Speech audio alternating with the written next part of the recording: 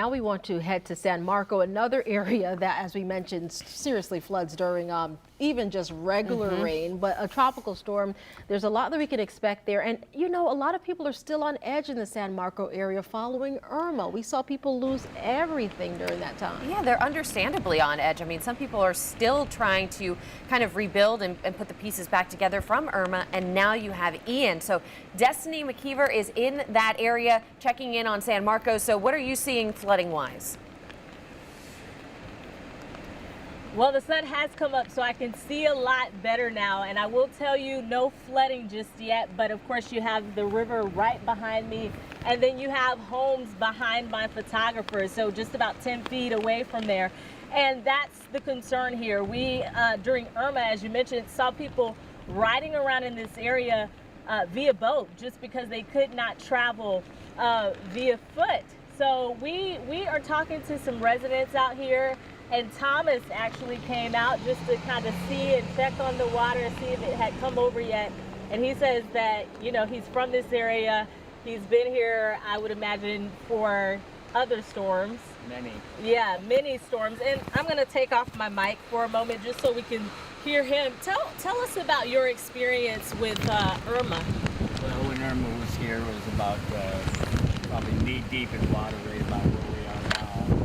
And I could barely get down here. I just rode my bicycle down here, so I didn't drive. But it was pretty bad. Wow. This is nothing compared to that. Yeah. Nothing at all. Were you nervous when you heard that Ian was headed our way? Very much so. I boarded up my house already today. Yesterday. Really? Yes. Okay. And when I saw you, you kind of just sat there for a minute and you got out and you were looking. Talk to us about that. Are you going to come and check every so often? About every 6 hours I'll come down here, right through the neighborhood, because I enjoy doing that. So Okay. just make sure everybody's okay. Yeah. Okay.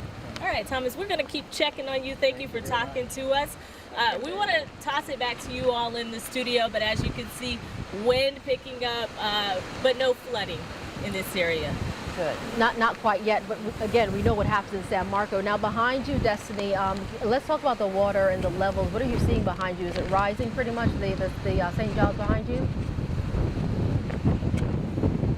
Not yet. So let's walk over there. Yeah. Let's walk over to the water. It's not rising just yet. I think during high tide is when we can expect the levels to pick up just a little bit.